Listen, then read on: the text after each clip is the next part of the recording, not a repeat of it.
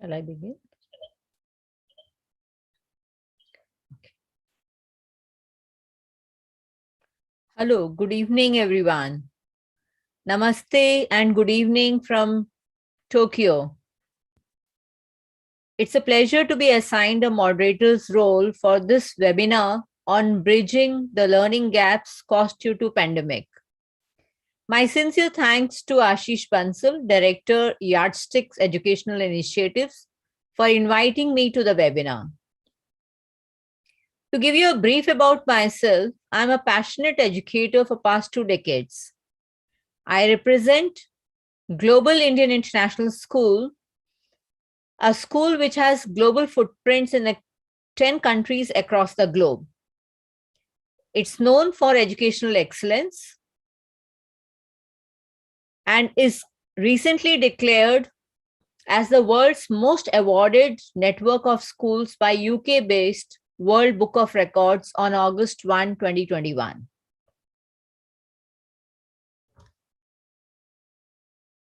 I moved to Tokyo in 2020 January. It was a time when the pandemic was recognized or COVID-19 had just been detected in Japan.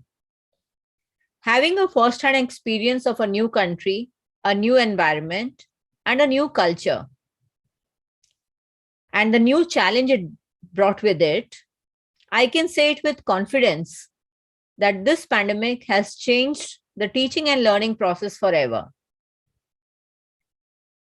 The pandemic and lockdown measures pushed an experiential learning experience for all stakeholders of education, from management to staff, to students, and even parents. And more importantly, it highlighted the need for institutions and schools to have a robust forward planning measures, including the mix of both online and offline learning methodologies for a future proofing the education system of today. We all have gone through a swift technological transformation in education that has shown all educators the art of possible when it comes to using technology to enhance and improve the ways the teaching and learning process happens. What lessons can be taken from the pandemic as an opportunity to transform and reimagine the education of tomorrow? The planning needs to start today. The disruption to education systems during COVID-19 pandemic has disproportionately affected the most vulnerable learners, bringing in inequalities with potentially dramatic and long-lasting implications. This requires an urgent address to take an action for learning gaps and ensure smooth and continued educational pathways for all learners. Over the longer term, systems will need to have strengthened learner resilience, fostering environments in which every individual has the competences required to reach their full potential. To that end, this webinar explores how educators can design and implement various policy efforts that can address the most urgent and important tasks concurrently, effectively implementing remedial measures while building students' resilience for tomorrow. Before we begin the webinar, which has a very, very wonderful panel of educators with us, let me ask the audience something very interesting.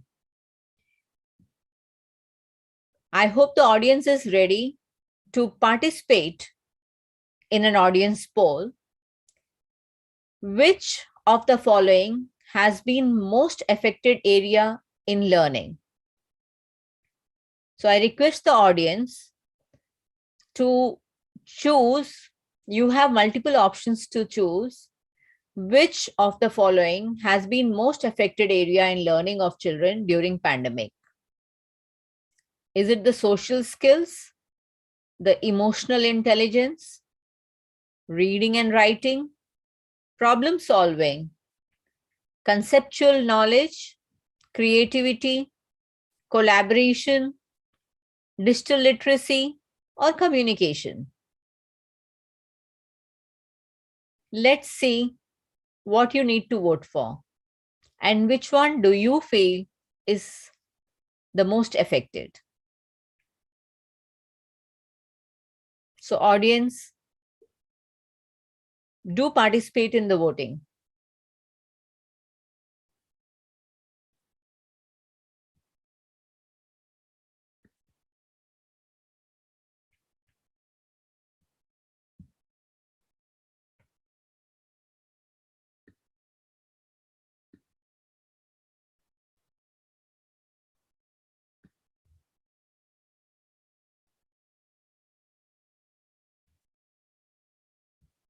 We can see some results coming on the screen.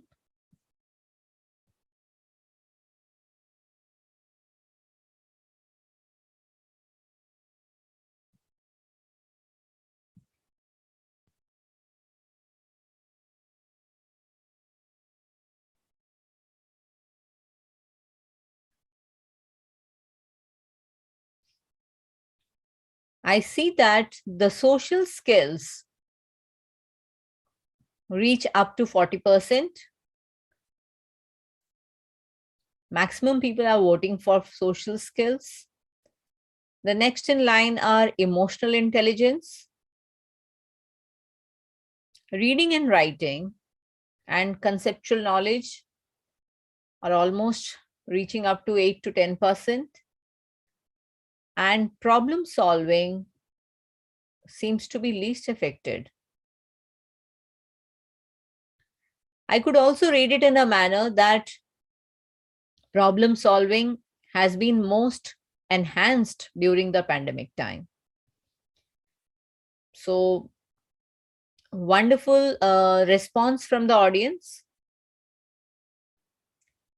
Are we able to display it to the audience?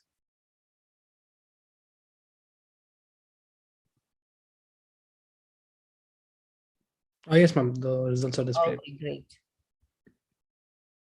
So is anyone from the audience, would you want to comment on any of these?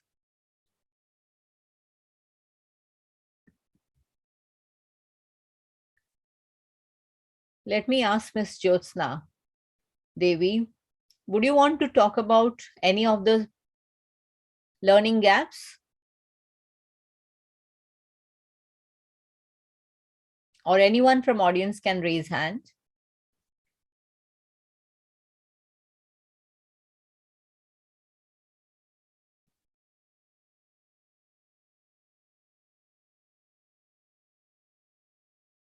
Okay.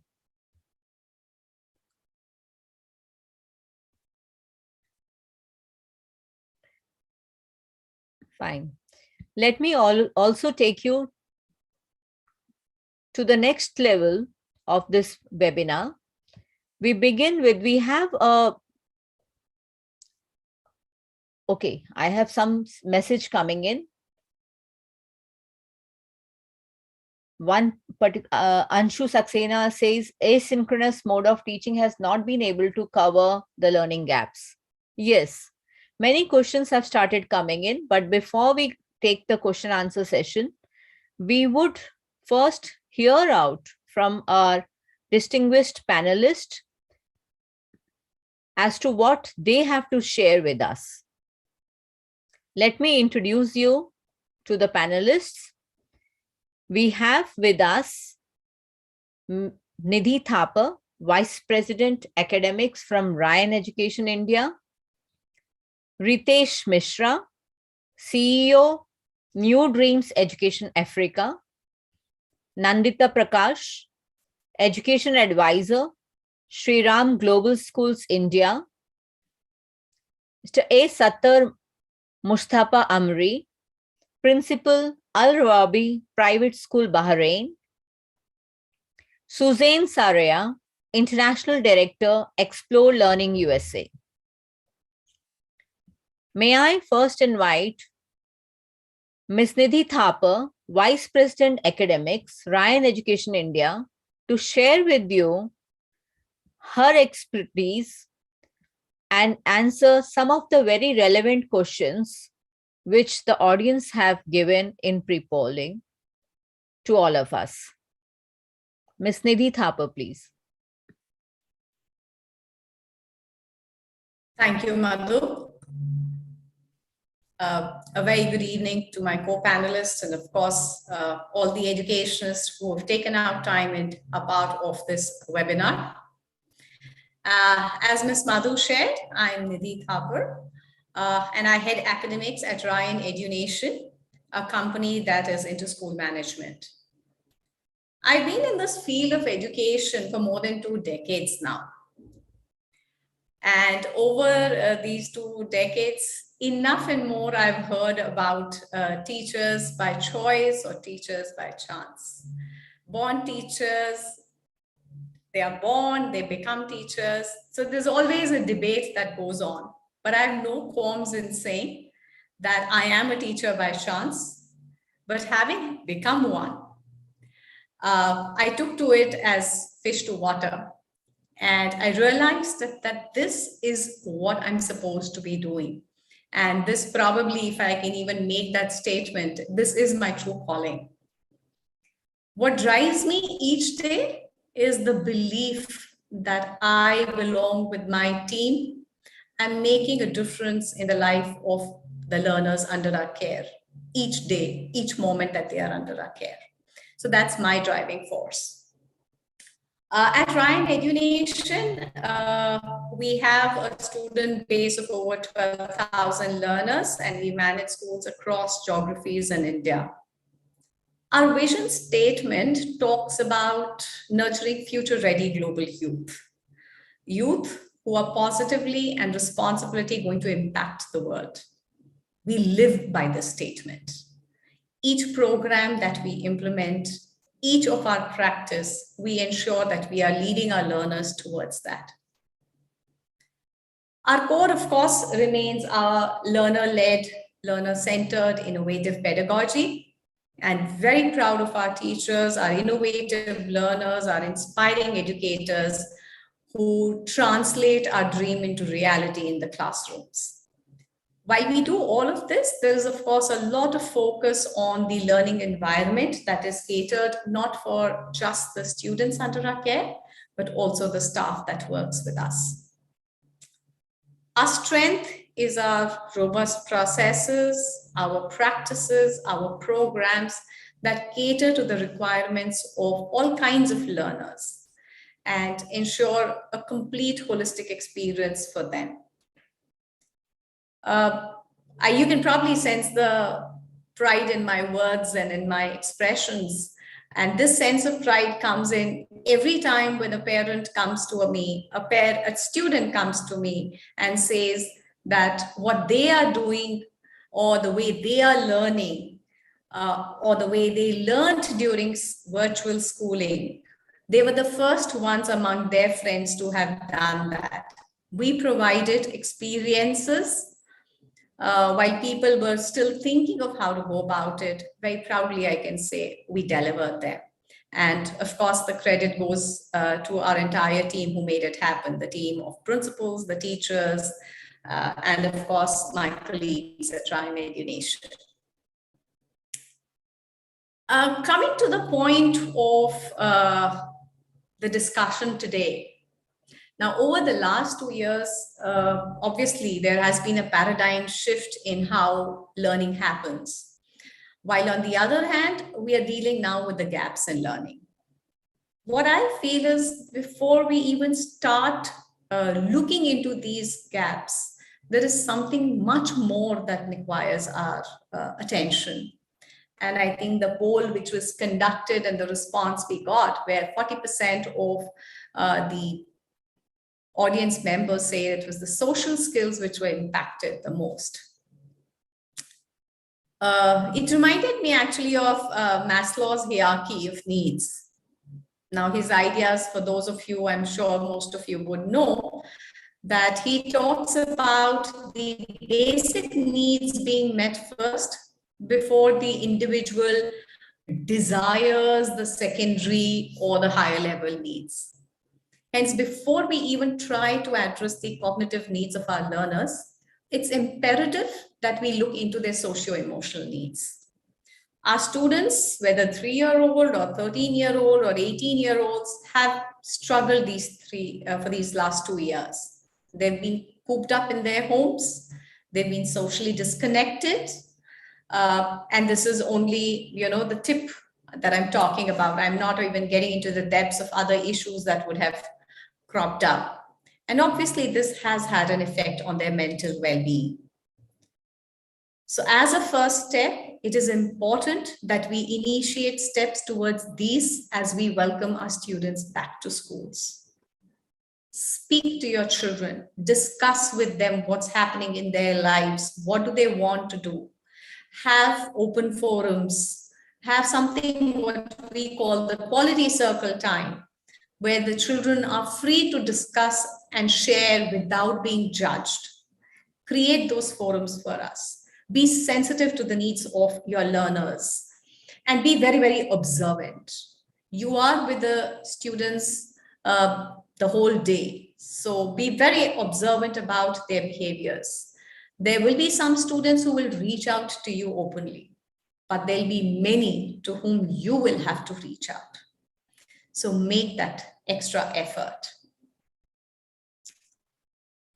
While you do all of that, I think there was enough in the media about Azim Premji University's report on the loss of learning, and I'm sure you would have read it.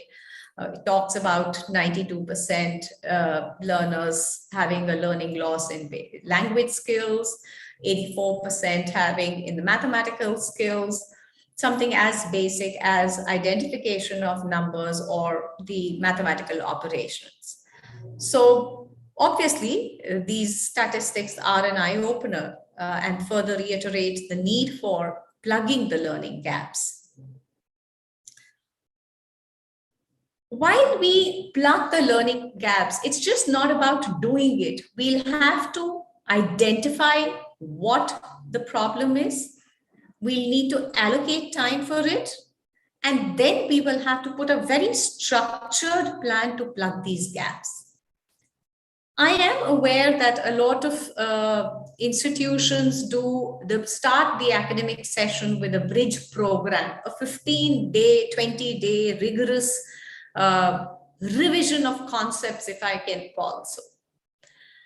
But trust me, try another approach, and I'm sure you'll be more successful. Beginning of the session, look at the linkages in the concepts, which are there in the subsequent grade. And then according to that, you need to plan your sessions. So to explain this, a little better, if I'm going to be doing number identification in, say, a particular grade, while addition goes on to the subsequent grade. So before you start with your addition, please go back, spend some time on number identification. So you will have to go a step back, a two-step back, depending upon the needs of your learners to be able to plug, even take a step towards plugging the gap. Diagnostic tests, of course, they do help. Now, the intent of these diagnostics tests will have to be outlined very clearly. The intent is very clearly that it is how we are going to plan our learning, and it is not about scoring students or the marks that they are going to get in these diagnostic tests. We please let your co-educators know that it is going to just help them plan their new learning. Another aspect, according to me, which needs to be looked into is the course content per se, or the curriculum. Trying to bridge a 2-year gap without even looking at the curriculum is not going to work.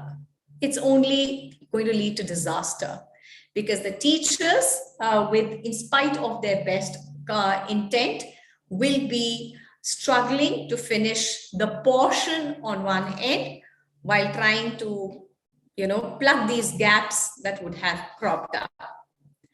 They will consciously have to move away from content coverage and test scores and focus on learning. What will also be important is that we put to good use the learnings of these last 2 years of virtual schooling, be it the flipped classrooms, the digital learning, whatever has been tried, tested, and been successful. Look at ways how you can continue to use them as you move to complete physical schooling. Let the approach of one size fit all not be there. Differentiation has to be taken into mind. Differentiation, both in terms of identifying the needs and then addressing them, and subsequently even maybe assessing. This is the time to, look at the bigger picture. Look at what is it. Don't get limited by what I'm supposed to do in this academic session. Look at not as something, a course that needs to be completed, but a learning that has to be imbued by the children. So the last few things that I will say is act now. This is the time. This is the time you need to start planning. But while you plan, first and foremost, address the social emotional needs of your learners. That's of primary importance. Relook at the curriculum, work with your supervisors, work with your seniors, and see what can be done and what can be, postponed for later. While you're working with your children, bring in flexibility. Give them the flexibility. And of course, differentiating. Another important thing, ensure teaching for learning and not for testing. And last but not the least, do not forget to support your teachers and even enable them with skills, with strategies that will help them to first identify the needs of the learners, both in terms of socio-emotional and learning, and then work towards, filling or plugging these gaps, if I may say so.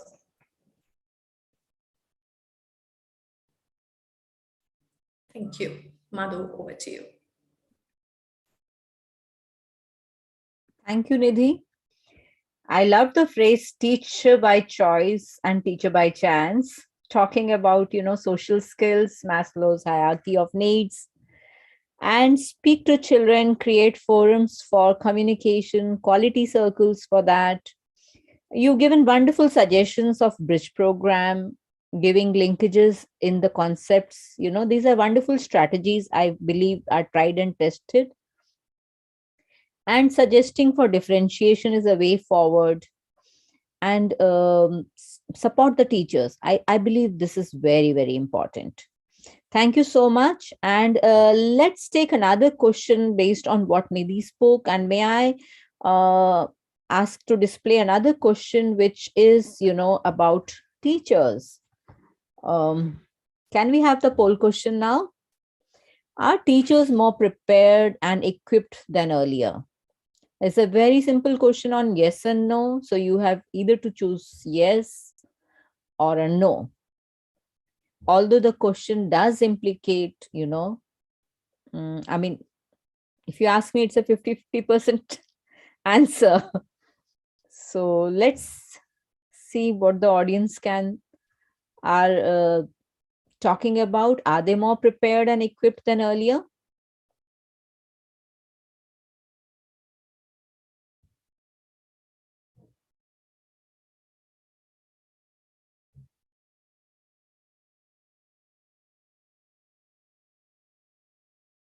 Come on, audience. It's a very simple one.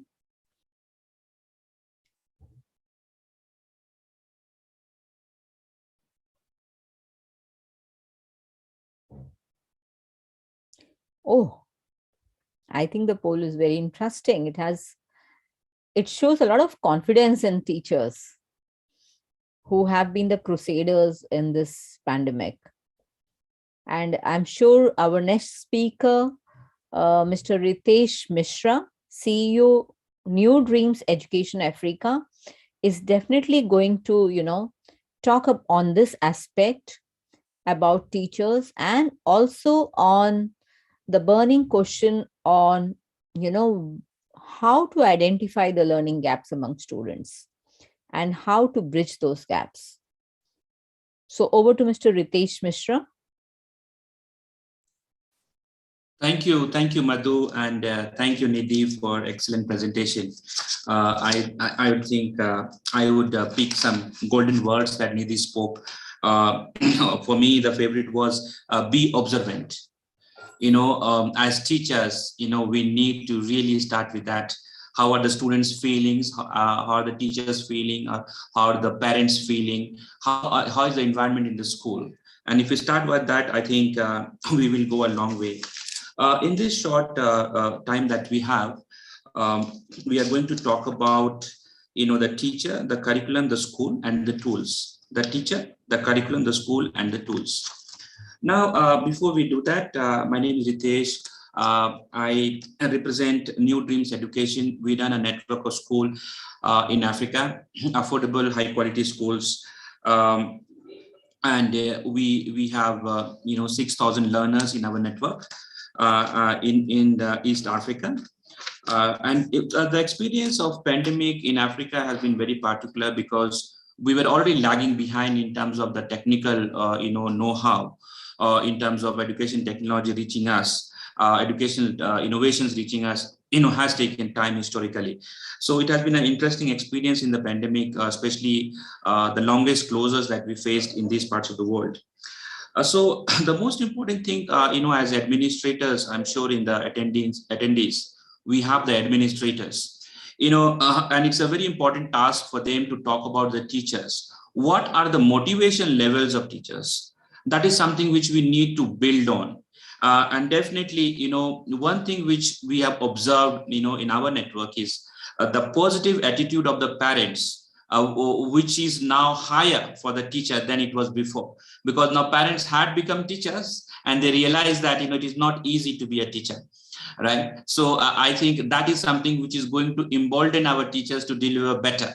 And we need to tell them that you are the only people who have stood the test, the test of this pandemic. You have delivered, and we need to talk to them often about it as administrators. Secondly, the question about preparedness, and I was very excited to see that 85% of those who polled believe that the teachers are more prepared, which is the truth. Because you see, we had a lot of teachers, who would not really, very be keen about technology or be keen about adopting new innovations, but they realize that it is not an option anymore now, and you have to pick that. And therefore, in your own school, in your network of schools, in your ecosystem, you have to talk about how a teacher who can be a learner, a teacher who can pick tools, a teacher who can explore, a teacher who can innovate is the teacher in this era and in this age. And that is what we need to talk to the teachers about, that they need to learn, relearn, and discover themselves as they come to classroom every day. Because the pandemic has brought many new challenges, be it social challenges, emotional needs of the children, emotional needs of the families themselves. They have been used to the mothers being at home, the female teachers being at home, the fathers being at home, and now they suddenly find themselves in the school. So I think there's a lot of discussion which needs to go around that. And that is something which is important for the administrators, the school managers, to talk about. People managers at schools need to really talk about, because if your teachers are not motivated and equipped, there is no way that you can bridge the learning gap. And that is where we need to really focus on. Second part, which I want to talk about, is the curriculum, the pedagogy. Again, picking from where Nidhi talked about, a connection between the learning linkages she talked about, and that's a very important point. In some of the countries in Africa, we are talking about condensed curriculum, where we exactly talk about the learning linkages between two set of concepts interlinked between two classes so that it can be covered in short time. And that is something which each teacher probably needs to work on, so that the concept which was left in the previous class, the concept which is in the current class can be really taken together and can be taught in one go. Probably it is hard on the learner, but we have to be innovative enough to work on a condensed curriculum and deliver it at the same time. Another thing is about the flipped classroom. It was still a new concept.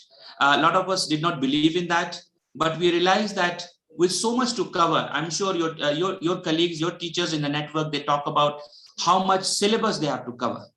Now, if you want to cover a lot of syllabus, that means you need to do a lot of work in terms of flipping the classroom. A lot of the content has to be provided to the learner to go and work at home, come back to school and discuss what they have not understood, discuss what they would like more clarification about.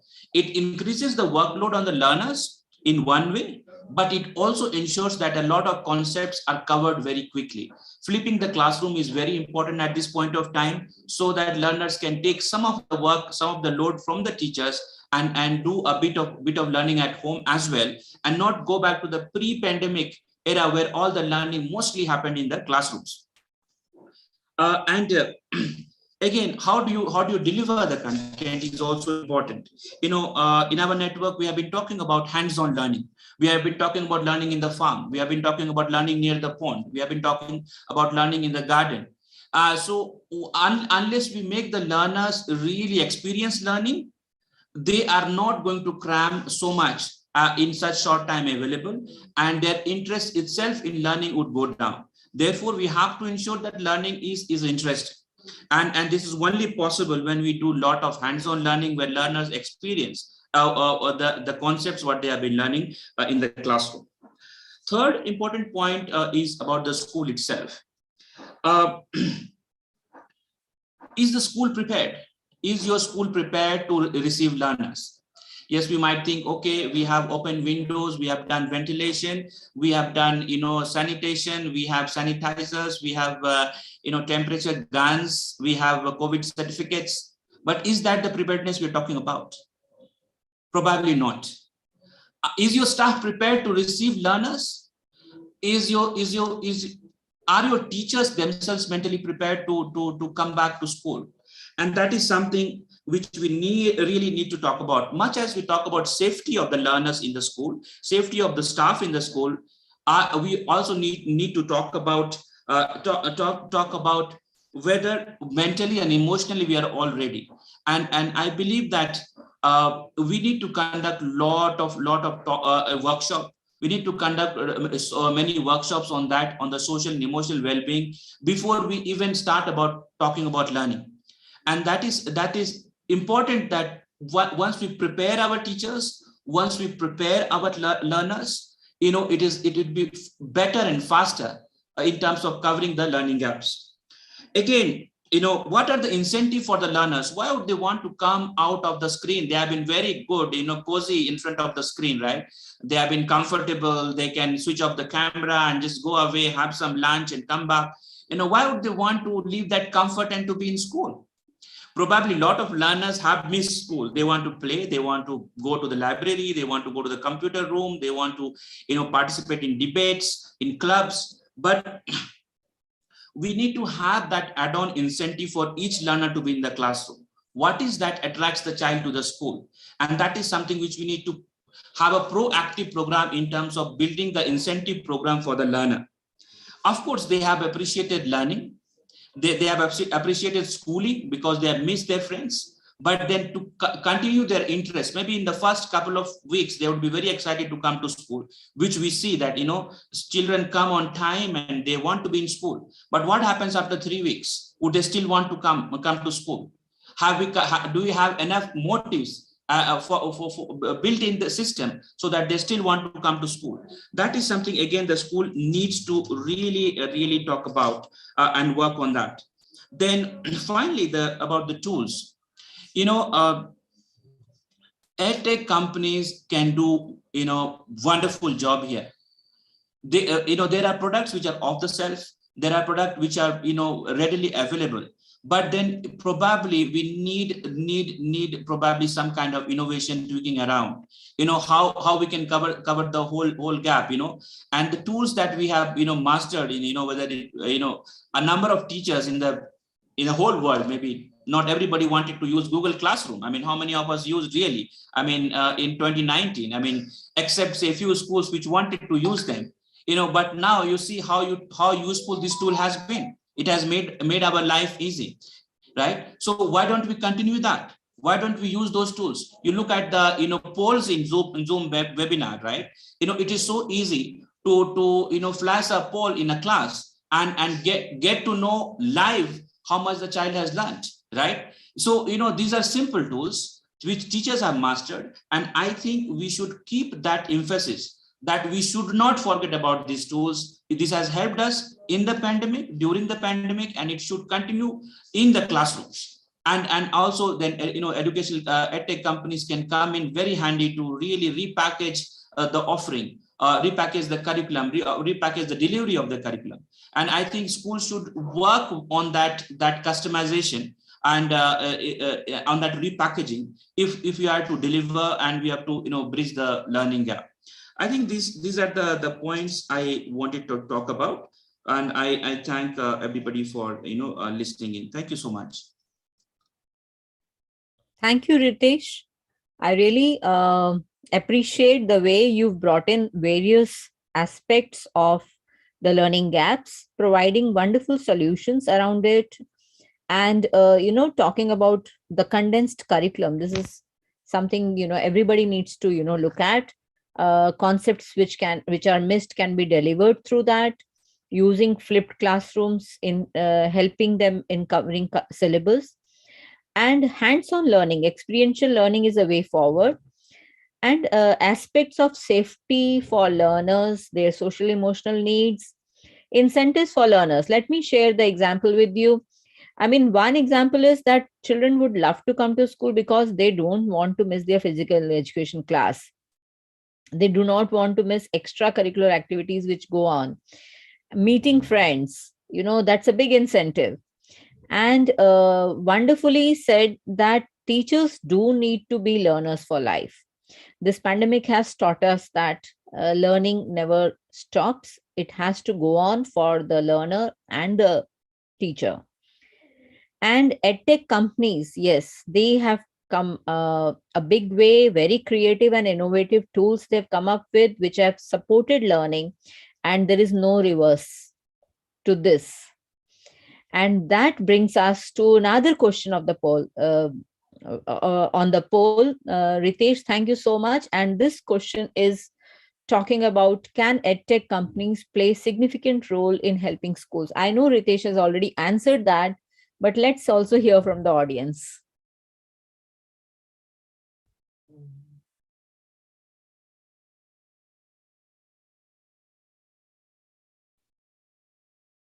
So audience, your opinion matters to us.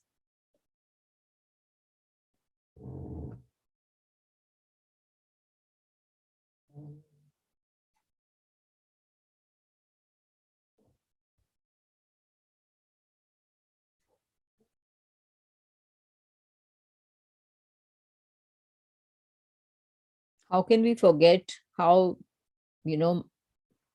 Microsoft Team, Google Classroom, polling, all this have helped. Oh, yes. I am wondering who are the ones who said no. That means we need to check with them that EdTech has not helped, but we will take that later in our question answer session. So now we have our next speaker, who is Ms. Nandita Prakash, Education Advisor, Sri Ram Global Schools India, who would be sharing with you again on the concept of why this pandemic has created the learning gap. What are the countering measures of, to bridge the gaps between teaching and learning? How it has impacted the mental well-being of the students, and is it being able to counter the digital divide at schools? So over to Ms. Nandita Prakash. Thank you, Madhu ma'am. Namaste and good evening from India. My name is Nandita Prakash. I am an education advisor to a few schools in northern part of India. Shri Ram group of schools in Ludhiana and Gurgaon are also a part of it. My job is to do the same thing, like observe the teaching learning processes happening in the schools. So even before pandemic and even now in the past 2 years, that has been my endeavor to connect with my principals and team of teachers and analyze every day through observation and to analyze what is the problem, where is the problem, and what are the solutions to it. I would like to thank Ashish for bringing people from different continents to share their point of view on the same topic, because I think it's very important. Once we all know what is happening in various schools across continents, we will be able to pinpoint the common pain areas all of us are facing. Right. So I've heard Ms. Thapar and Ritesh as well, and I'm looking forward to hear from Suzanne and Mr. Sattar. And I'm looking forward for getting more ideas from everybody across the continent. I'm so glad that the participants today are from all these countries. So thank you, Ashish, for bringing us together. Madhuman, you are doing excellent in moderating all of us in this platform. And to the co-panelists, thank you for sharing the panel. So let me go ahead with sharing what my understanding says in this entire, over this entire topic.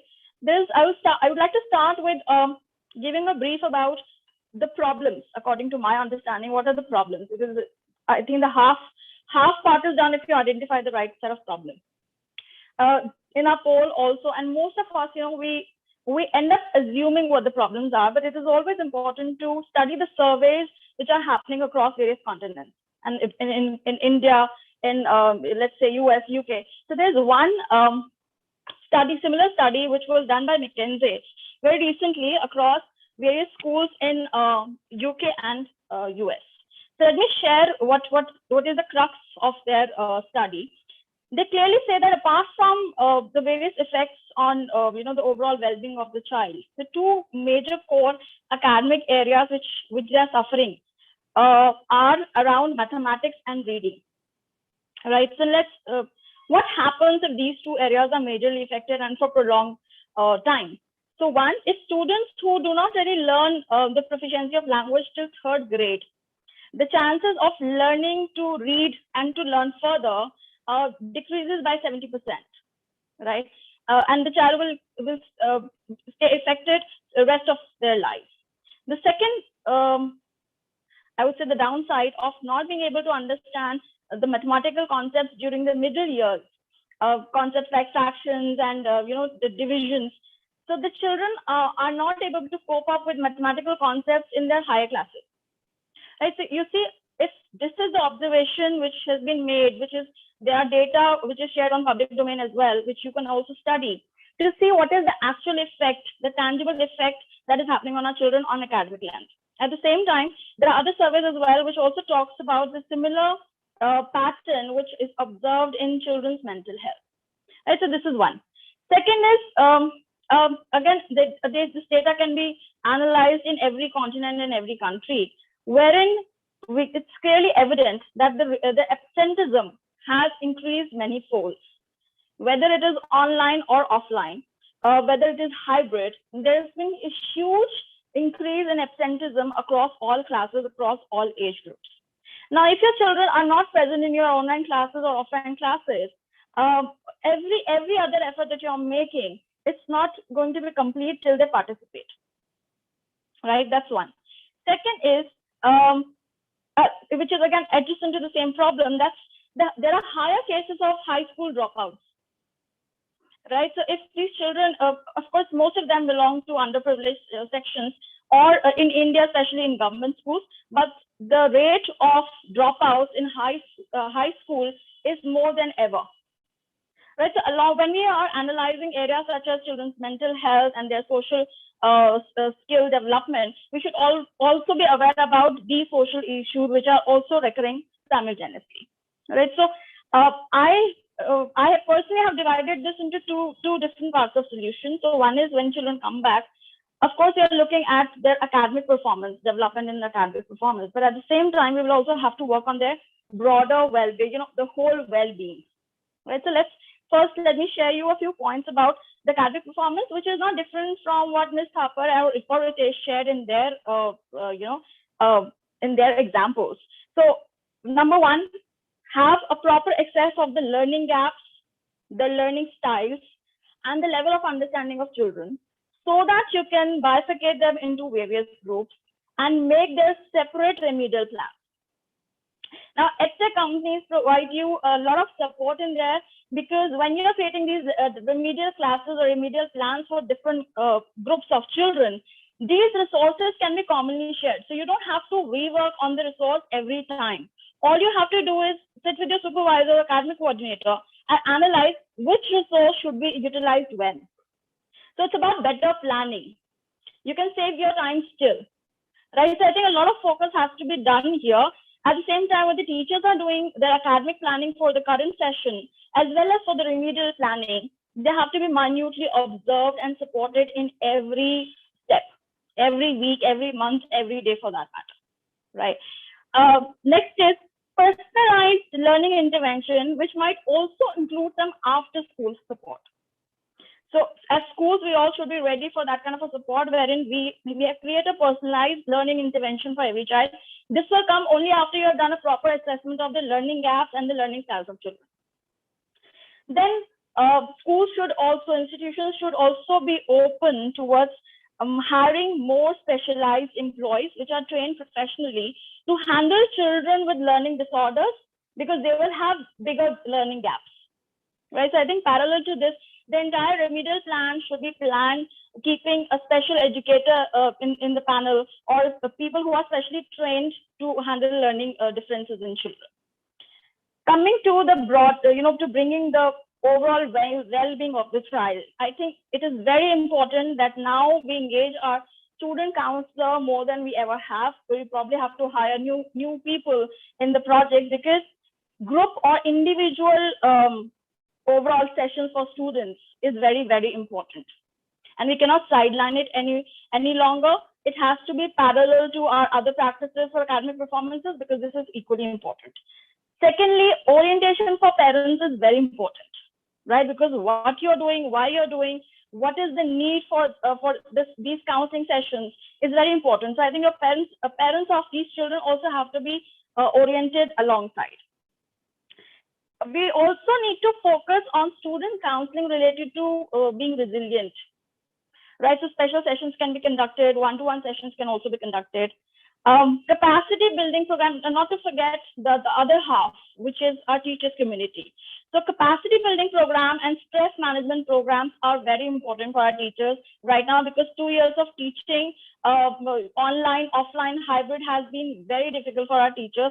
So I think this is one community we should not neglect.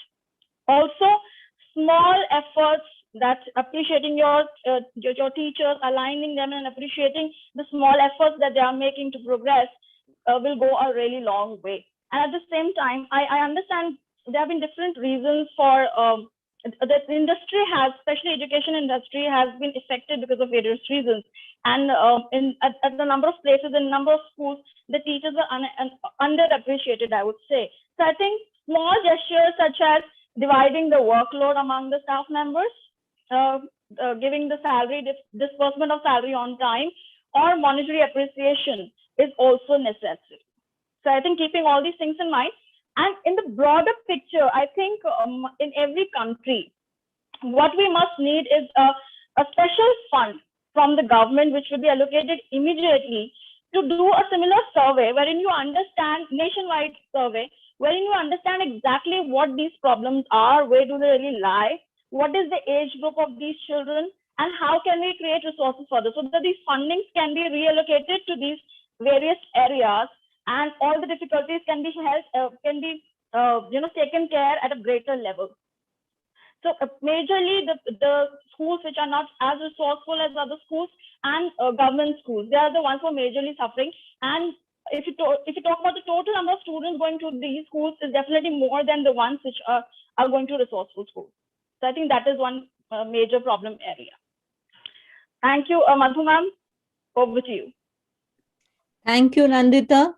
You've very rightly brought to the forum about the various challenges which are, through the McKinsey's report, reading some aspects of it, affected mathematics and reading in early years. I mean, 70% is a huge number, that if they get affected, it's a great percentage. And especially, if mathematics not, if division is not learned in middle years, they don't learn mathematics. I imagine, as it is, children are very scared of mathematics. They have a scare.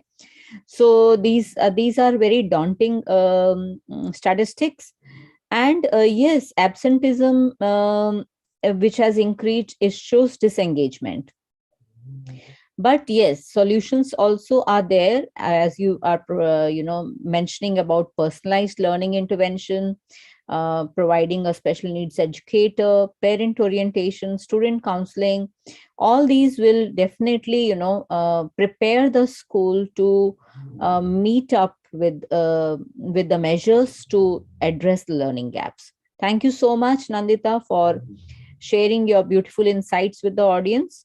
And before we move on to our next panelist, may we have the next poll, which is on, do children appreciate schooling more than they did earlier? Although Nandita has shared some statistics on absenteeism, but let's hear from the audience, what do they have to say on children attending school after the COVID?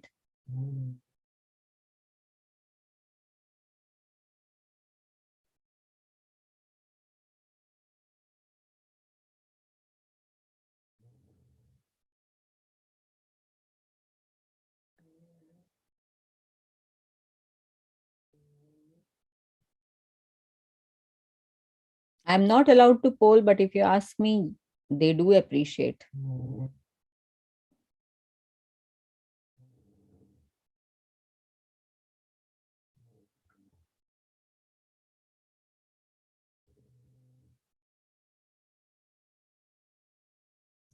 Okay, let's see the poll results.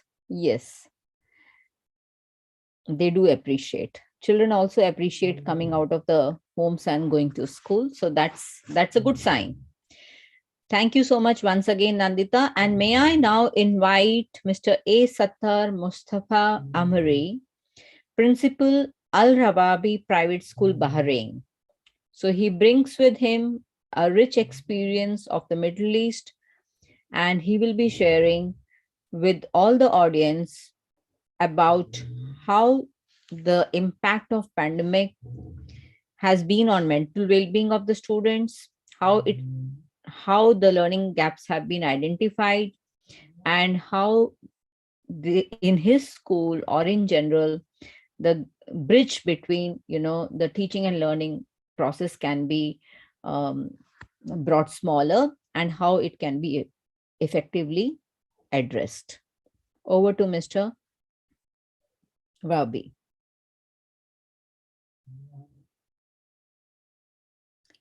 Over to Mr. Sattar.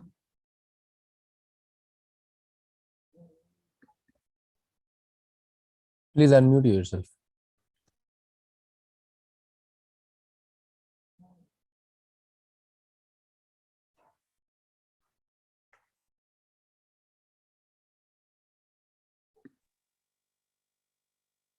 Good afternoon. We can hear you. Please go ahead. Okay. Good afternoon, everybody. I don't think I need to introduce myself more than I was introduced by our dear moderator today. My name is Abdul Sattar, and I am a school principal, and I'd like to share some of my thoughts with you today. But before I start, I'd like to share something with you, maybe just to get out of this serious mood, okay? It's about me. I'm nail fixed in my seat now. I know I'm a trainer, and I'm not used to being seated for a long time on a chair. I'd love to move on the stage from one table to another, talking to the participants and all these things. The second thing is that I'm totally physically disconnected from the participants. I don't know whom I'm speaking to, except for my screen. And that's why I'm scared of screen dependency disorder, which is SDD. The other thing is that I'm pressured by the time I'm allowed to talk about such an important issue as bridging the gaps or the learning gaps caused by the pandemic in 12 minutes. All these things, I think, will put me under pressure. And I hope I can recall my stress management skills to continue with this humble contribution. Anyway, I want to share this with you just to recall how it feels like on the part of the students and teachers when we are having teaching and learning online. That's the thing. I really feel that now. To start with, I don't think that we can talk about this topic without reflecting back on what exactly happened in the early 2020. As you all know, in February, suddenly we are in the middle of a deadly pandemic, and everybody was just striving to survive. And I don't think that anyone was thinking of learning or doing any other thing except for staying alive. Then, once we started adapting ourselves to the new circumstances, we shut down schools and we switched on to online learning. But during that time, three things have been affected, okay? I'd like you to concentrate with me with these three things. I know that the roadmap I'm choosing is a little bit sophisticated, and I hope that you stay tuned with me for the coming 10 minutes. Now, during this online learning, the first thing that we have to look at was the learning environment. How was it at that time? Normally, we need a social space for effective learning to take place.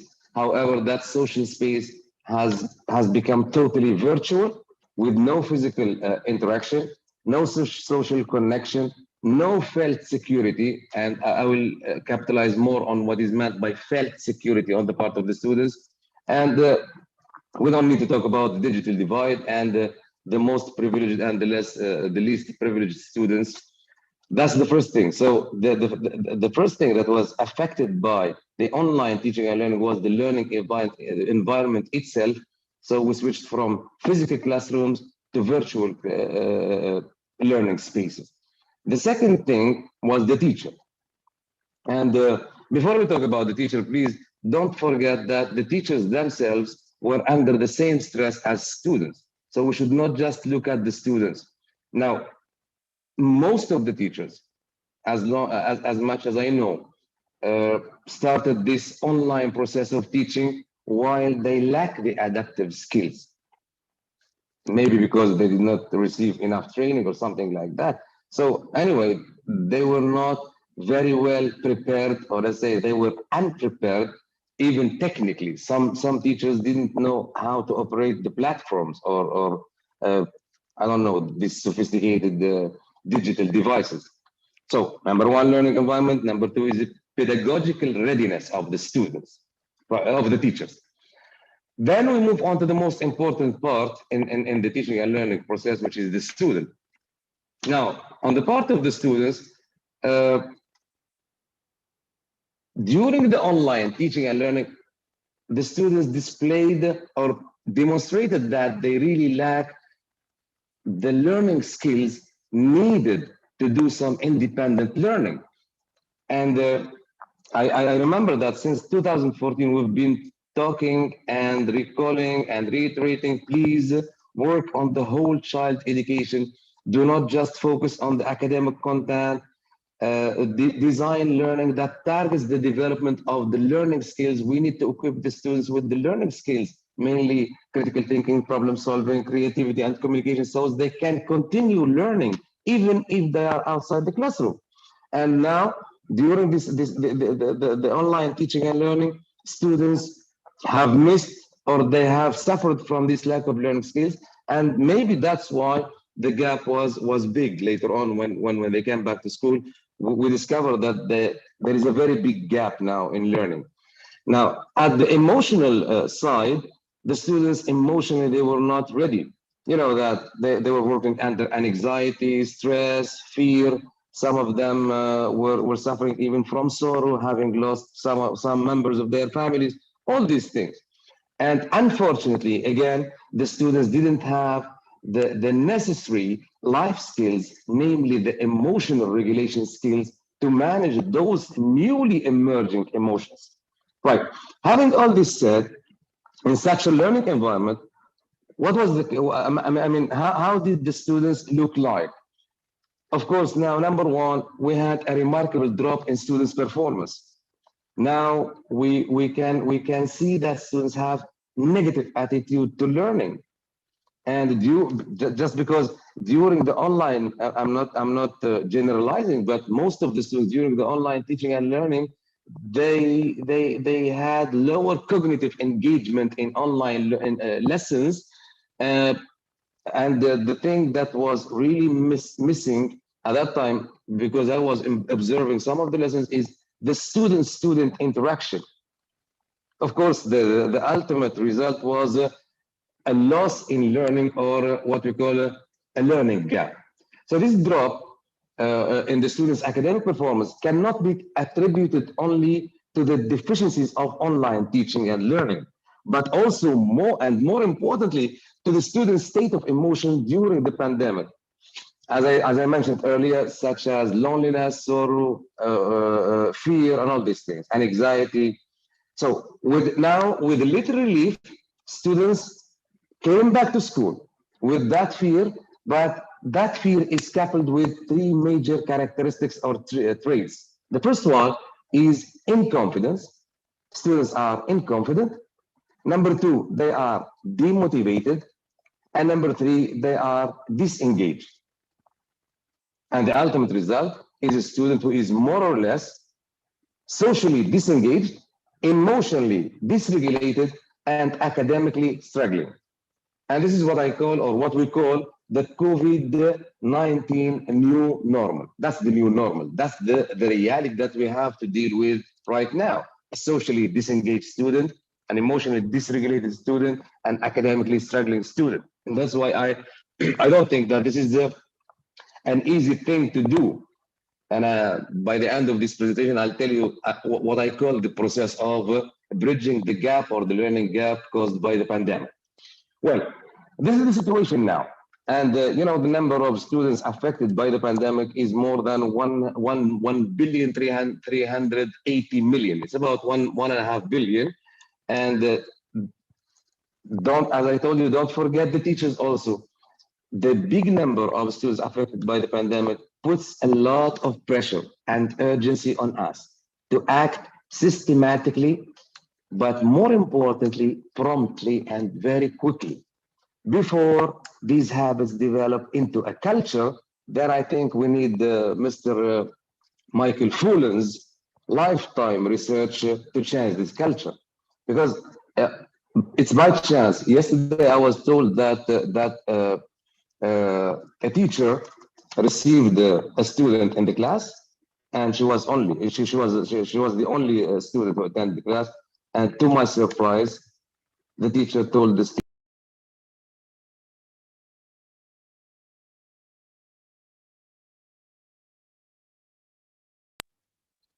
I'm afraid that what is being described now as a habit will develop into a culture. That's why we need to act quickly. Now, among other questions, we need to think, what exactly do we need to focus more in order to bridge the learning gap? What exactly we need to touch? And maybe we need to think of, how can we build a more resilient system that can withstand future crises? Now, we need to focus more on three major dimensions when we talk about how we need, or what needs to be done to address the learning gaps. Number one, we need to have a new approach to the learning environment. Number one. Number two, the students' learning experience. And number three, assessment. Now, for the learning environment, I call this a process of restoration of sociality. And I was happy with the first poll that we had today, and that showed that 40% of the participants believe that the most affected thing in the students was their social skills, and that's true. And this gives evidence to my proposal that we need to restore the sociality. This is a visceral need in the human being, sociality, being together. How do we restore sociality? It's by creating what we call in pedagogy the social classroom. A social classroom has to be, I cannot go into this, but these are the major characteristics of a social classroom, and you can do your own reading later on. It's easy to create. In a social classroom, we have a sense of belonging on the part of the students using the pedagogical caring, or we call it the pedagogy of empathy, where the students feel that they belong to the classroom. The second thing, or the second characteristic of a social classroom is the community building, the humor, the tension-free, relation-based classroom management philosophy that has to be adopted by the teacher himself. So number one, sense of belonging. Number two is the community building classroom. Then we have number three, or the third characteristic is modeling. And I would invite all teachers to be effective intellectual enthusiasts. I mean, just display that enthusiasm to students, because students will. I mean, you are a model that students will just imitate you. The fourth characteristic of a social classroom will be what we call in pedagogy the social presence. The social presence means not only being in a place or being present in a place. Social presence means that being in connection with the others. Socially, I am present now here, but no, physically I'm present here, but socially I'm not present because I cannot connect with you, except that you can hear me. Anyway, it's limited social presence. And the fifth and the last characteristic of a social classroom is what we call the felt safety. It's not safety, it's felt safety. I mean, a safety that has to be felt by the students. Now, safety as opposed to fear. Students normally, they feel afraid when you present them with a new material, right? I mean, if during a lesson or a new lesson, students will be afraid of new things. But what needs to be done now to mitigate this fear? Just build on the students' prior knowledge. It means that the students need to feel that what we are presenting them with is only an addition to what they already know. So this is one way of what we call scaffolding, building on the prior knowledge of the students to mitigate this fear. And the second thing that might be a cause for the students' fear is assessment. And I'll talk later on about assessment. Of course, if the students know that the most important part in an assessment is the feedback they will receive from the teacher, then their fear will mitigate. This is the social classroom, which provides an engaging, authentic learning experience whereby students can build knowledge and therefore got empowered to understand, to store, to retain, and to retrieve that knowledge, because they are the ones who have constructed this knowledge. Now, as for the learning, now we are done with the social classroom. Now we're going to talk about the learning experience, second dimension that we need to address. Now, teachers here need to modify the learning activities, modify and accommodate the learning activities according to the students' cognitive and emotional readiness. This means that we need to design more authentic, collaborative. When I say authentic, I'm talking about the authenticity, the real world nature of learning activities, so as we can give sense to learning to students. Because we don't want the students to learn about something that they don't feel the need for it in their life. So we need to design authentic activities, collaborative activities that target the development of the students' learning skills. And I'm talking about here the 4 C's: communication, creative thinking, collaboration, and critical thinking. with analysis, interpretation, evaluation, all these things. So now it's no longer a luxury. It's no longer optional to develop the students' learning skills. And when I say the learning skills, just focus on the 4 C's: communication, critical thinking, creativity, and collaboration. The other thing that we need to focus, to modify our learning activities, so as we target the development of the students' emotional regulation skills. And you just type emotional regulation skills, you will find that it's self-awareness, social awareness, self-management, and relationship skills, and responsible decision taking. So to summarize this, when we design our learning for delivery, we need to think of, how to modify and accommodate the learning activities as the basis for the learning experience for the students, in a way that it targets the development, apart from the academic content, the development of the learning skills and of the social emotional regulation skills. The last dimension that we need to think of, having finished, we're done now with the social classroom or restoration of sociality.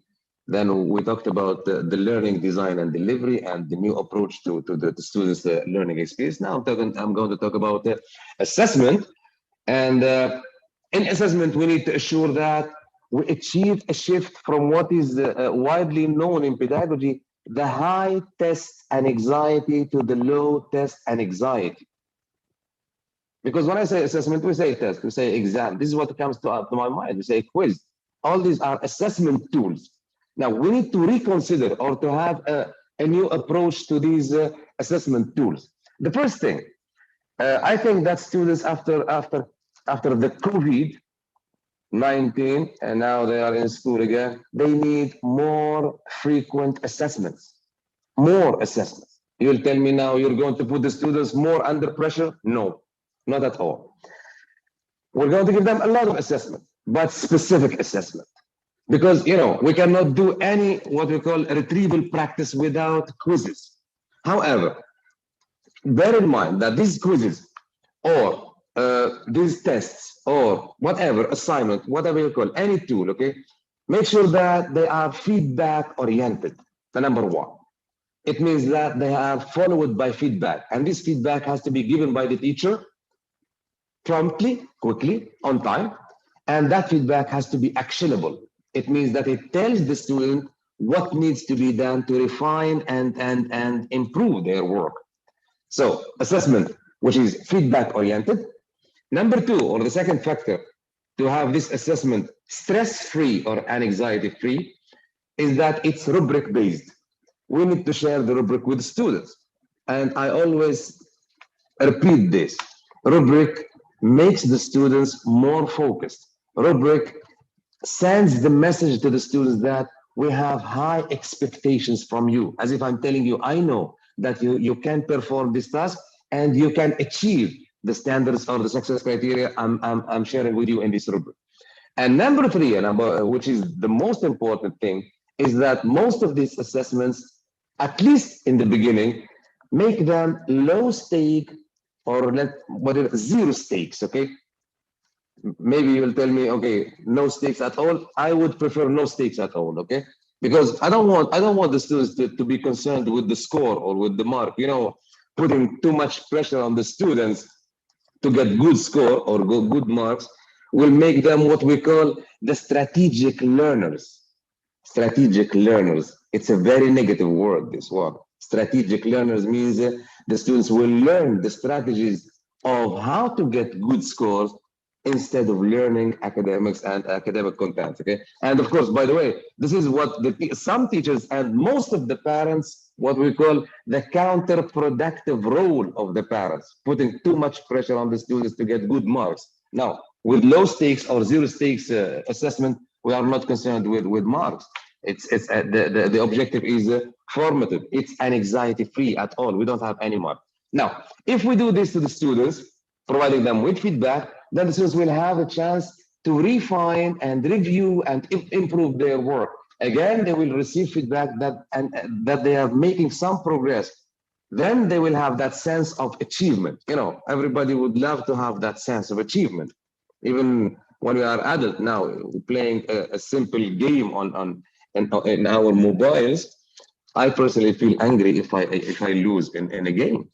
Anyway, that's the sense of achievement, okay? With that sense of achievement, we're going to have something very important. We will restore self-confidence. You remember that I told you that in the beginning that the students are coming back to school with a lot of inconfidence. Now, with the sense of achievement stemming from this specific learning design and delivery and assessment, plus providing the students with the social classroom, then we're going to have a self-confident student, engaged student, motivated student, and a student who is really invested in learning. To wrap up this humble contribution, I hope I've been so clear with you.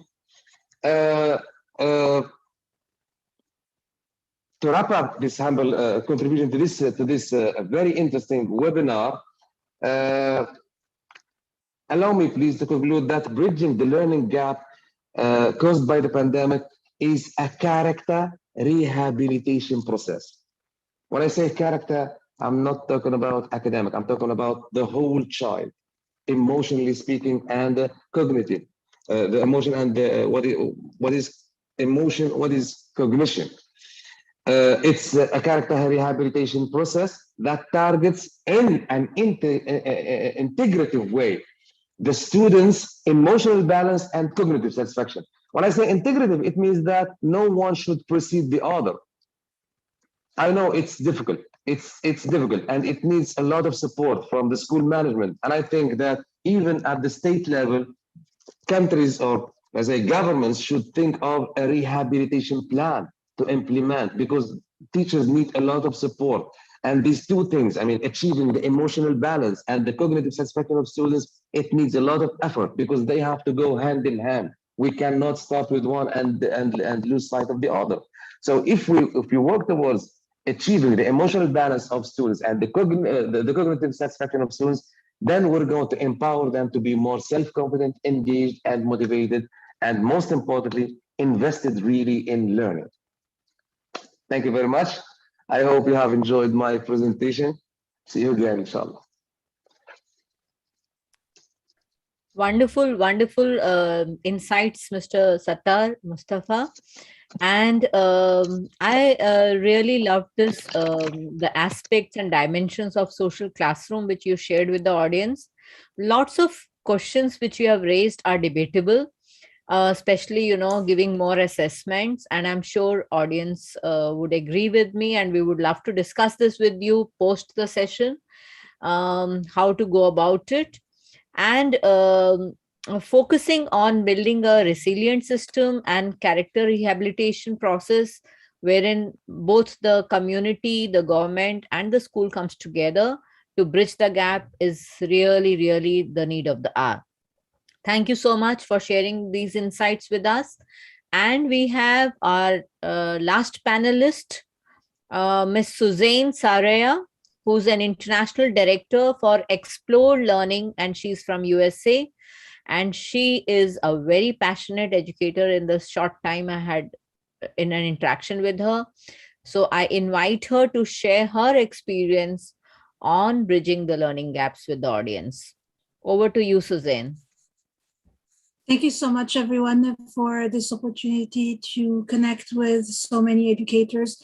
Thank you for Yardstick for organizing this event and for this distinguished panel. I think we've all learned so much from you today. I want to start by saying good afternoon, good evening, depending where you are in the world. It is early morning here in the US. My name is Suzanne Saraya. I'm the International Director for Explore Learning. For those of you who don't know what Explore Learning is a math and science e-learning company that was really built by educators for educators.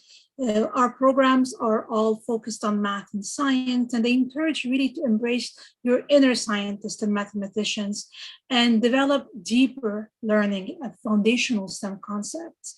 And of course, developing of the 21st century skills that Mr. Sattar just talked about: communication, creativity, critical thinking, and of course, when you're thinking about all of these, you have to think of how you can apply them through in the classrooms.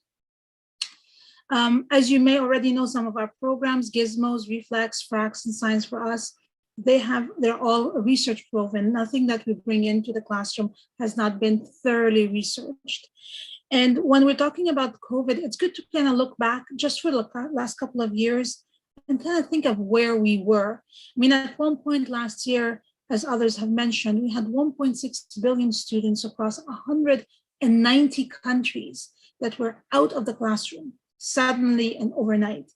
And the COVID really is not over yet. As of January, we still had 635 million students that are really affected by either full or partial closures, going back to the classroom, going back out. So what we've noticed over the last couple of years is worth mentioning. First, the pandemic has put a spotlight on the critical nature of schools and education, and the great and important value of teachers, and really the necessity to safeguard educational systems for the future. It has also provided opportunities for schools to recalibrate and rethink whatever strategies they have in place. We know that some of the gaps that we're dealing with today were pre-existing. And so this opportunity that COVID has given us now is to adopt innovative solutions such as what my fellow panelists has mentioned, and really improve the curricula in your schools. And we know that over the past few years, students and teachers, of course, parents as well, have become more comfortable with technology. That was an issue before as we were pushing towards a more digital solutions in the classroom. Now parents are a little bit more comfortable, students and teachers much more comfortable. Teachers in particular have developed digital skills that are absolutely amazing. They've enhanced them, they've learned, they become themselves lifelong learners in the process. And that allowed them to be much more efficient in the classroom. We also see a lot better collaboration between educators. Educators and teachers starting to help each other so we could learn from each other and support our students in our classrooms. And we also see something that's really great that came out of this pandemic is a much better communication with parents. It was necessary.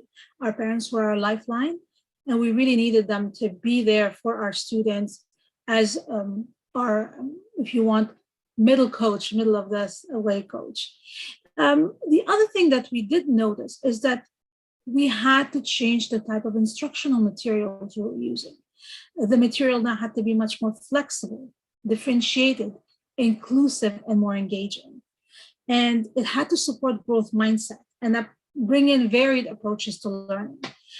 Because of course, if you have material that doesn't give teachers effective digital tools in the classrooms, how are you going to empower them? So you really need to look at material that was purposefully designed to improve instruction and empower teachers so they can better focus their time and resources.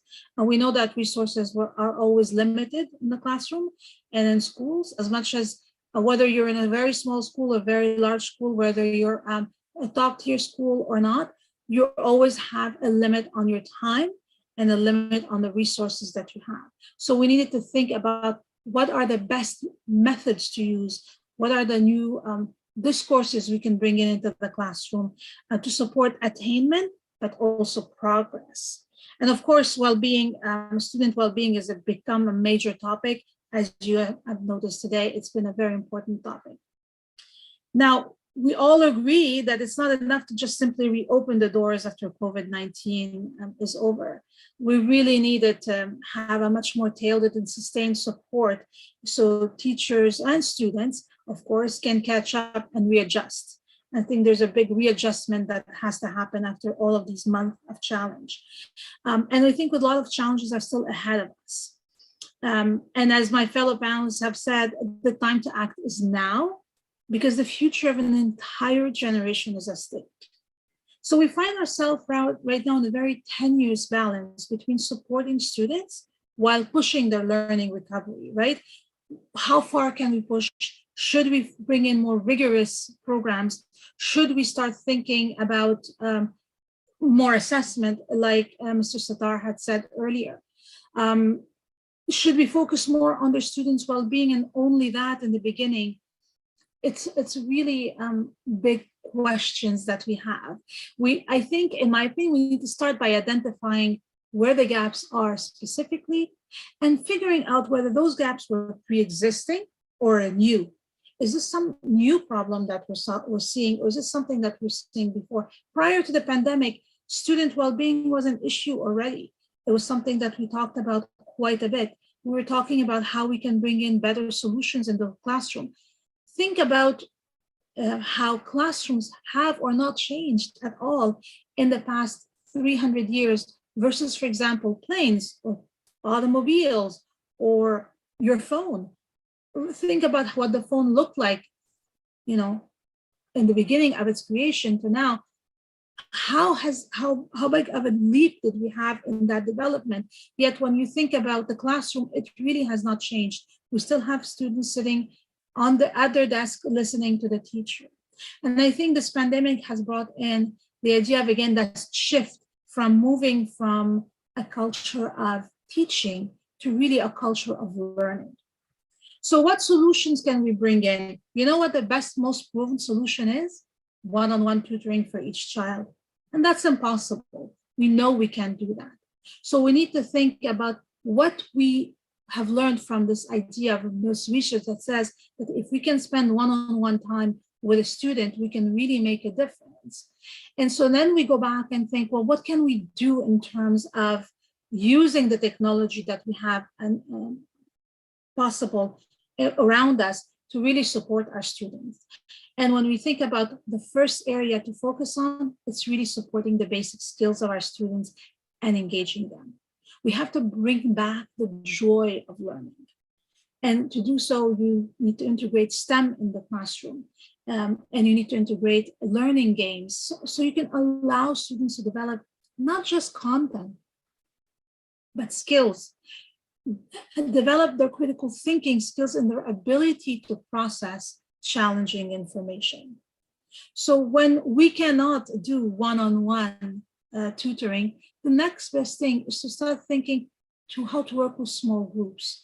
And those small groups can be in different manners. They can be groups based on ability, which is what we see the most, but they could be also based on interest. Grouping students by their personal interest so that they can work on a particular topic, or grouping students with different abilities so that they can learn from their peers. We know that students learn very well from their peers.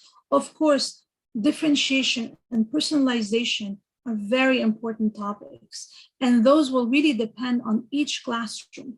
You have to figure out where your students are. That's why social emotional learning is so important, and programs that support social emotional learning, where they allow students to develop goals and help them get to those goals. Using STEM, as I said earlier, because that's where you're integrating various disciplines into a cohesive learning paradigm where you're going to be able to link it back to real world application. And that is something really important. Look at a problem around the world, bring in science, bringing technology, bringing engineering, solve problem, bringing math, instead of trying to teach them kind of in columns, separate silos, bring it all together. And that will necessitate not only teachers working together, but also students and the teachers communicating their ideas and deciding together what real world applications they want to look at. I think some of the colleagues here on this presentation said, bring our students outside, let them see the pond, let them see nature and bring it back in. Absolutely. STEM activities that are real. Nothing like we see often in these programs with problems where we have trains leaving various stations at different times. I think that does not anymore work with our students. Keep in mind that we need to have a continued blended program. The reason why blended and digital resources are so important in the classroom is that they will provide you with data. The biggest thing that came out of online learning is that we as educators have been able to go in and learn for each student where they're at. Is it content that is a problem? Do they not understand the concept? Or is it that they lack analysis skills? Is it that they can't interpret data? Is it that they cannot understand what's happening in the story? And I think those are important pieces that data can bring you through proper programs such as our Explore Learning programs, which are really focused on exactly that, giving a chance to the students to test out their ideas in real applications, having no fear of failure because they can try again and again, bring in vocabulary and connecting to wherever their language, original language may be. We know that that's an issue with English language learners, French language learners, Spanish language learners, whatever their original language might be, having that connection to their own world, and having science and math classes that integrate social emotional learning is really important. And promoting culturally responsive and sustaining education in those, whether they're remote, online, blended, or hybrid environment. We also know that we need to have programs that are going to support formative, summative, and diagnostic assessment. So assessment is just not one thing or the other. We need to use all different types of assessment so that when you're teaching, for example, a particular lesson on a particular topic, you can have this quick formative assessment that tells you what's happening in this lesson, who's understanding this concept, who's not, how do I divide up my group? How do I go back and work with my students specifically so I can support them in their own needs? Of course, flipped classroom, like we talked about earlier, is a very big part of it. And all of this formative, summative, and diagnostic assessment is going to give you that data that's going to inform your decision making, and is going to be something that's in whatever you learn, I think, in your classes from your students. It's very important that you share that with your peers, whether it's within your school, within other schools. That communication between schools becomes really important to bridge those gaps, because others may have found solutions or may have tried certain applications that others that you may want to learn about very quickly. And I think that's why webinars like today are so important. Game-based learning is also really, really essential. Game-based learning has been proven in many ways to bring in students and engage them at the level where it allows them to have a growth mindset, because they don't feel threatened. They don't feel like they're being quizzed. They really feel like they're just playing, and by playing, they're learning. Project-based learning and CBL, challenge-based learning, are also two other aspects that I highly recommend you try in your classrooms, because again, it fosters this collaboration between students, this communication between students, problem solving, critical thinking as well, and of course, it's creative thought that you can bring in by having students solve problems that are real problems. And what we also see very importantly is that today, teachers are prepared to try quite a bit. They're prepared to really test out new solutions, give them the space to do so. And I think what we need to keep in mind while we're doing that is we need to make sure that our instructional strategies are curated to align with students' interests and needs. That means we need to take into consideration and meet students where they are in their cognitive learning levels. And keep in mind that our younger students, our elementary year students, are still at surface learning. And surface learning is when they, through precise approaches, students are going to explore these concepts and develop skills that are going to give way to deeper exploration, right, of concepts. So think of models like the 5E models when you're approaching it, where you're first engaging the students, exploring concept, then you're engaging your students on that with an explanation. Then after that, you can elaborate with different activities and finally bring in an assessment at the end and an evaluation. remember, we're still after surface learning, we move into deep learning, and from deep learning we move to transfer learning. And in deep learning, students are going to engage with data and evidence, and they're going to uncover and articulate generalization about what they're learning. And then transfer learning is when they're going to take their prior knowledge and apply it to different principles or new innovate or new novel contexts that may have never seen before.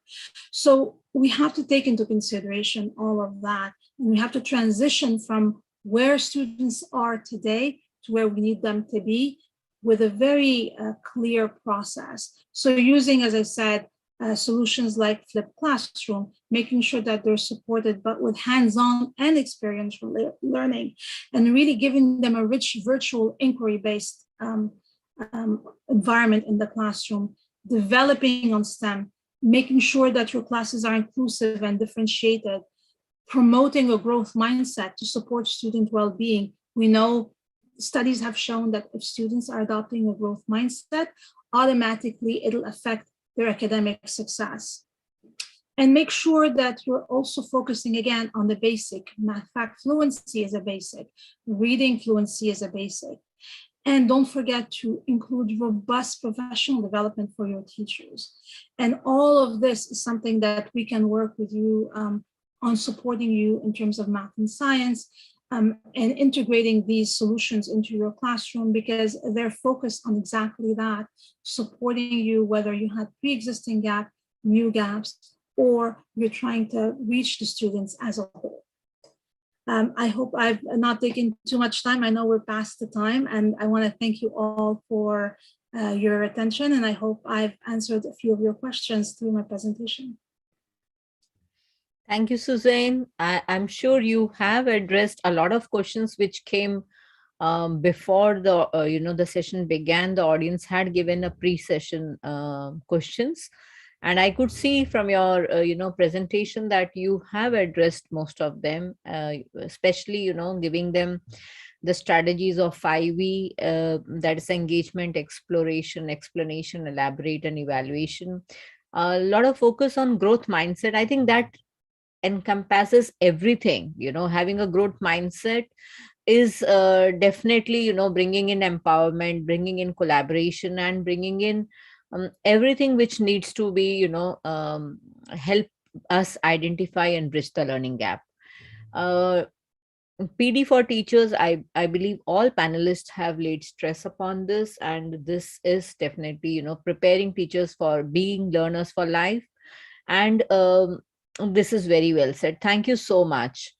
And I see that the audience have also posted some questions. So can I now keep the floor open to all the panelists so that they could take up some questions which are put in the Q&A session? Let me read the first one to, I think, Miss Nidhi. This is from Mr. Arun Kumare, and he asks, due to pandemic, most of the students have already literally forgotten everything they learned in school. In order to increase their technical and practical skills, what measures do we need to take as a parent? So over to you, Ms. Nidhi. Yeah, thanks, Madhu. Thanks for the question. I think it starts with something very, very basic, which some of the co-panelists has talked about, which is joy for learning. We will need to take conscious steps towards reigniting this joy for learning and not make it a mechanical exercise. The way children have easily slipped into complacency, disinterest, trust me, once you bring in this joy for learning through your strategies of engaging them during these sessions, there is going to be an obvious and evident difference that you're going to see. So that's what I would, suggest to Mr. Arun and, of course, the participants who are still there with us. Thanks, Nidhi. I believe joy for learning and joy for teaching both can be incorporated. So parents do support the teachers, and of course, make learning as a joy. Thank you so much. We've already exceeded time, so we'll take one more question, and that is from an anonymous attendee. How can we make our coming session more interesting, fun-loving, and knowledgeable for various classes? Because now suddenly things will turn from online to offline to them. Some are still mentally 2 years back. So may I request Nandita to answer this? Thank you, Madhu ma'am. I think it will be the children have not they're not mentally 2 years back, because they have been learning online, offline, and in fact, beyond our online classrooms, children have been doing a lot of self-study through various resources. So let's not underestimate the level of knowledge that they have gained otherwise and other than what we have given them.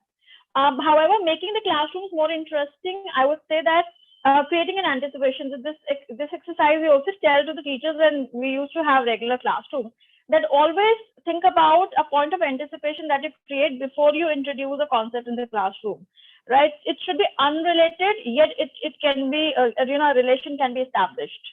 So talking about a point of anticipation with children makes them interested in the topic even more. Always start the classroom with the pre-primary children. We take up circle time when we talk about how their day was, what are the things which are bothering them. So why not do the same thing with our middle school or high secondary children as well? Start the day with a brief chat about how they have been, because you see, they have been emotionally distant from each other, socially alienated, I would say, and bringing them together will kind of you're switching them back to the regular classroom way of learning and teaching. All right. So I think we must begin our day with those few activities. It would not kill much of your time, but it will definitely bring their interest back into the classroom. So whatever they have been missing social interaction. Pressure point those areas. So I think that will bring some energy in your classroom. You also have to connect back to them emotionally. So as Mr. Satar said that, let's not forget about teachers. They have also undergone the same process of not being present with their children. So for you also, it will be a very good exercise to come closer to your children, to the group that you're dealing with. So I think, and brain breaks are very important. See, children, their attention span has reduced, right? So inducing brain break activities in between is very important. Do not stretch upon a particular topic for long.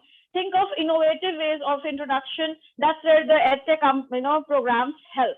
So that's why instead of stretching the lectures, bring in the audio-visual aids in between, bring in some activities, make it more experiential, as Ritesh said. So I think a combination of all this will bring their attention back to the classroom, and our classrooms will be as cheerful as they were, even more cheerful than before. Well said, Nandita. Thank you so much. There was one question which came before this webinar began, and that's again about students are leaving school and joining other, or sitting at home not attending classes, etc., etc. But due to this, student enrollment is getting lower. How to cope with it, and how to increase student enrollment in this pandemic situation? I believe Mr. Ritesh, would you like to take this question and answer it? Definitely, I think that's a grappling question which all of us are struggling with. In all schools, we see that there's a dropout of children. Definitely, the most the key thing that we need to do is that work on the parental confidence. A lot of parents are still hesitating to send children because of course, the health reasons. So I think a lot of awareness campaign has to be done on how school premises are safe and how we are taking everything very seriously. Unless we do that, I think it would be very challenging for us to get the children back. Number two, we have not been talking to children about the pandemic. I think we need to spend a lot of time talking to them that what it was and what went wrong, and why as adults we failed to provide safety to them, what our generations they could not deliver, and how they need to make it better for the people who come after them. So I think we need to do a lot of talking to our children so that it spreads to their their fellow classmates who are still not in school, that it is okay to experience something like that once in a lifetime. It happens, So I think there's a lot of counseling that we need to do with children who are already in the school, so that they can become our ambassadors. And that is something which we really has to be taken up. And of course, somebody called about the new normal. I think we need to really define it for everybody, what it really means. You just saw that somebody came to my chamber just now and wanted to meet me urgently. So I had to put on my mask and, and be ready for the person, So it is just that, we have to teach our children, our ecosystem, that it is going to be around, and we have to learn to live with it. And the more we talk about it, I think closer we come to the solution. Thank you. Thank you, Ritesh.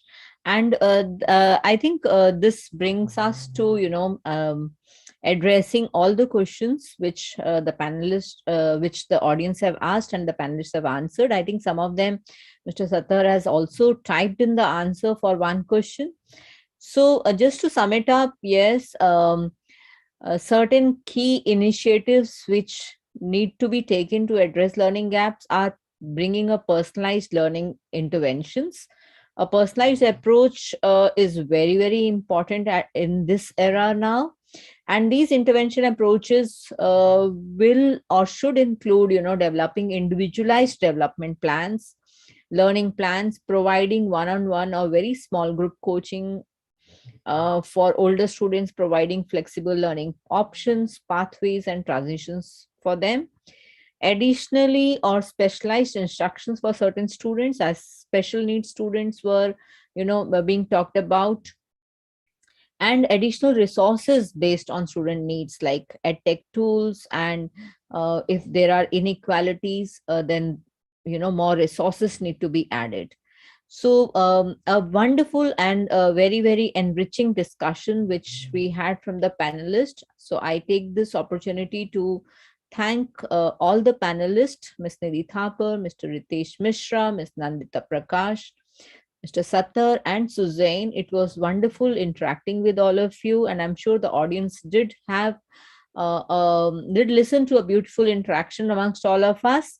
And thank you, Mr. Ashish, for arranging all this webinar to all of us. Thank you all, and have a lovely, lovely evening ahead.